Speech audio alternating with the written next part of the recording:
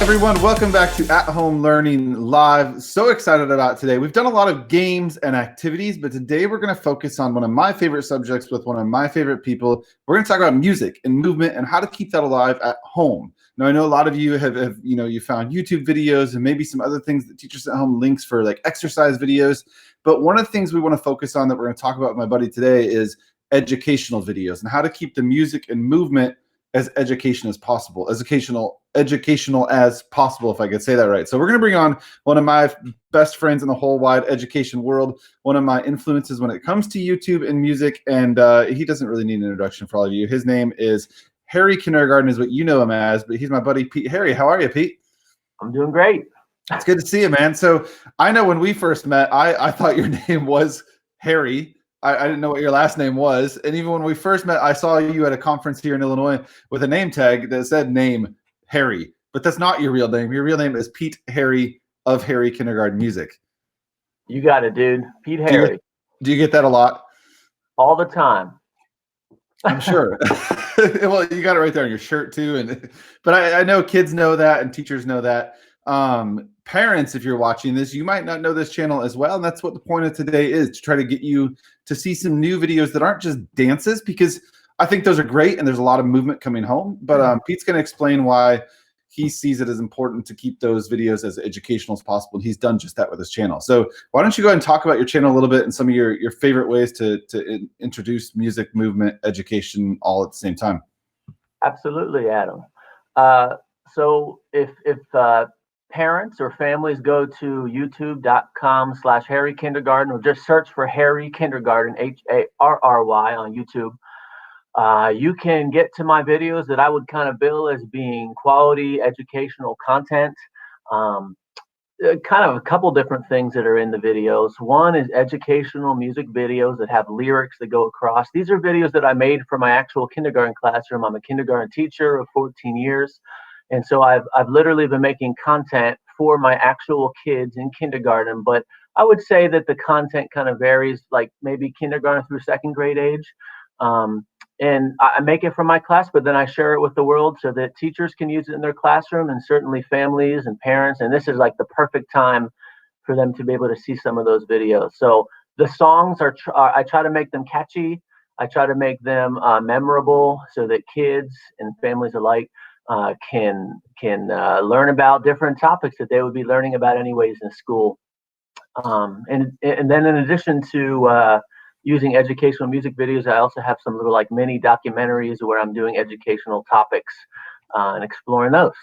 Yeah, when you said learning different things, I was hoping you were going to mention those, because I know it was some of the first videos I saw of yours. And when we met, someone said, "Hey, do you know Harry Kindergarten?" I'm like the YouTube channel? Like, I didn't know that, like we said, that it was a person, I guess. I knew your voice behind the songs, but I hadn't really explored your channel for the quote unquote field trip videos that I call them.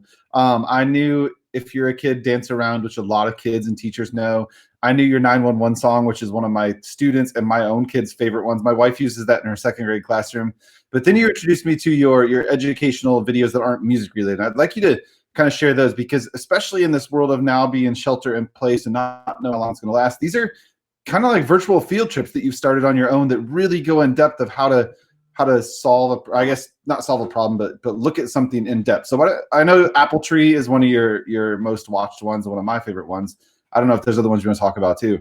Well, sure. Let me emphasize for parents that are watching this that I'm in the same boat as everybody. I'm a teacher, but I'm also a parent with both of my kids, aged 5 and 8, in my house right now. So I know that while I want them to be like hands-on playing board games and going outside right now, there's going to be some time where they're on a screen. And so if they're on a screen, like let's say my own kids are going to go surf YouTube right now, I don't want them to just blindly surf YouTube. I want them to be going to something that's going to be not just, I call it brain mush, like channels where they're just opening up surprise eggs, channels that are focused more on materialism or consumerism. Like I want stuff to be content centered. And so one of the things I do is little mini documentaries. So it's like me taking my family in the video out to the pumpkin patch, or we're going out to the apple orchard, or I planted apple trees in my backyard and I wanted to show the apple tree life cycle. I have some mini documentary videos with my family that are focused on the butterfly life cycle. So I'm just trying to show a topic like that but show it in a family-friendly way, and show students and families that I have my own family, and here's how we learn about things, and hopefully that will inspire others to also do some of their own exploration in terms of going around and trying to explore the world with their family. And you used a couple words there, getting them active, getting them out, enjoying the world around them. And I know on the series Parents, we talked a lot about a book that's coming out. And while in my book I don't specifically focus on music, I do tie it to the definition when I speak to teachers, that when teachers question like, well, I don't know where to start with play in the classroom, or play-based learning mindset.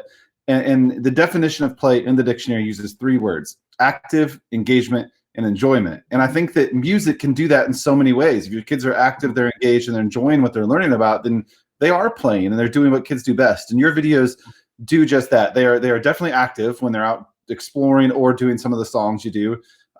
They're always engaged in your songs. And I think that ties into the fact that it's not just you on screen dancing around. It's slides that you put a lot of time into and effort into to really teach a concept. And I think that's what makes your channel stand differently than others, is there's a true concept being taught in all of your videos.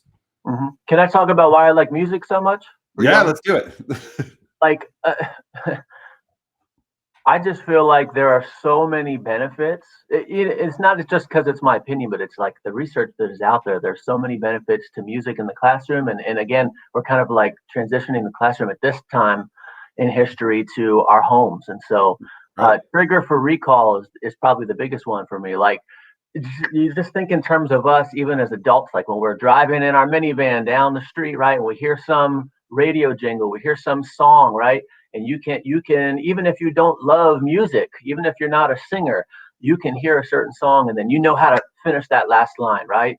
Break me off a piece of that Kit Kat bar. Like, you know it's coming because you know the jingle. So that's kind of been my philosophy on my YouTube channel, is to make songs that are catchy enough that kids will remember those educational concepts of ABCs, 1, 2, 3, science, character, education. And so I'm wanting them to kind of have that trigger for recall. The music just makes the brain think harder, right? So there's all that research out there about neuroscience, about children involved in music or doing things involved with music have more neural activity. And so they're literally growing the brain there. Scientists would say connecting the synapses in your brain as they're doing music and movement, which I know we're going to talk about in a second. Music just nurtures a child's creativity. That's what I want my students to be in class, and that's what we want kids to be at home while they're having this quarantine time, is to be not just like sitting at home doing brain mush. Like, we want them to nurture their creativity. Music does that. Also relieving stress. Like, I know in my classroom, I feel that both student and teacher stress is relieved. And so all of a sudden we have all these parents who are homeschool teachers all of a sudden. And so music relieves the stress of both the child and the parent. Well, I think one thing cool about when you were talking about the catchy jingle and kids just knowing it or us just knowing it, that's one thing too, with when you mention parents being the teachers now, that I think your videos do an awesome job explaining too, because there are going to be kids or even like packets that have come home that say, make sure your child fills in the 10 frame or uses that word subitize, and parents are going to go, I have no idea what those things are. I don't know what a 10 frame is. So your videos are perfect for that, because it might take a concept that a teacher has sent home, and we as teachers know the kids understand, but parents as teachers might not understand the terminology and some of the things that you do use. Like, I know you're subitizing videos that put all the tally marks or 10 frames up in different combinations of dots. That can be a huge teaching tool at home for a student when a parent that's not in our educational mindset really doesn't have the first clue of how to teach that. So I think you tied these two worlds together long before this quarantine happened. You've been doing this for years, but it really, I mean, now is your channel's time to really help in a way far beyond the classroom. Sure. And you know what else is good about it, Adam, is that it's free. It's about 90% free.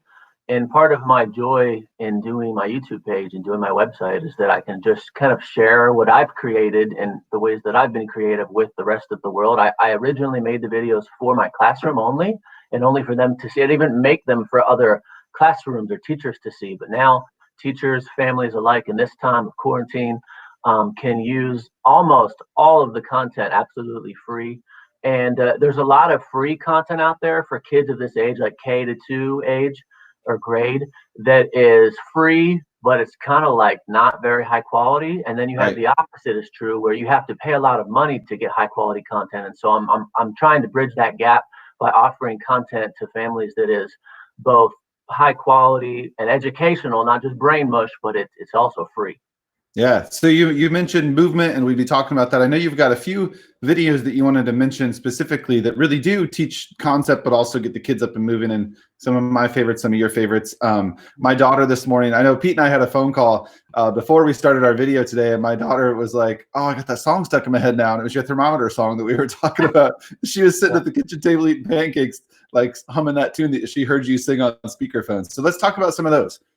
That's what I'm going for. Yeah. And the same research that is out there for the benefits of music to the young child is a lot of the same stuff that is the same benefits of movement. And so a lot of the research talks about crossing the midline. Every time you're crossing that midline of your body, it's connecting those synapses in your brain, growing your brain larger and smarter. And so I'll just share some of those songs. I could share a lot. I'll just maybe share a quick list here.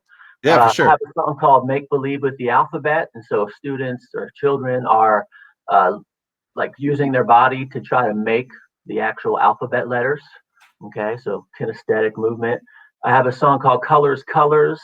Colors is it goes through the colors of the rainbow, then also has, in fact, I wasn't even thinking of this one, but I also have one called Colors of the Rainbow that talks about Roy G. Biv, red, orange, yellow, green, blue, indigo, violet. And both of those songs, there's body actions to do with your body as you're talking about the color. So like red, red, nod your head, or blue, blue, touch your shoe, stuff like that. I have a bean bag beatbox series. So I'm like, I'm beatboxing while students are using a bean bag. Now in the video, I say, hey, grab your bean bag or grab a toy or whatever. Like it doesn't have to be a bean bag because maybe kids don't have a bean bag at their house, but it's doing stuff with their body. Put it on your head, put it on your shoulder, take it around your waist. Again, crossing the midline. And so I have 3 different bean bag beatbox songs. I've got a song called Parts of a Plant. And so we're doing flower, stem, leaves, and roots. And so we're using our bodies to show the different parts of the plant. I have Learning My Letters is an ABC reading song where we're talking about the letter names and the letter sounds. And usually what I'll do with my students is we're crossing that midline, we're punching out the sounds of the letters A, B, B, and so on. I have a song called Climbing Up This Mountain, Counting by Tens. And so I'm climbing up this mountain from beginning to end. And as I do my climbing, I'm counting by tens. And so children are counting by tens as they pretend like they're going on a hike, climbing up a mountain. You just mentioned the thermometer song. It's a popular weather song that I have. A lot of teachers will use this in their classroom during calendar time. And so it talks about the mercury in the thermometer. It goes, when the mercury goes up, it's getting hotter. When the mercury goes down, it's getting colder. And so as we're singing that song in my classroom, this is what kids could do at home right now is like, when the mercury goes up, my body's going up. When the mercury goes down, my body's going down. And so I'm trying to make my body do what the lyrics of the song are singing.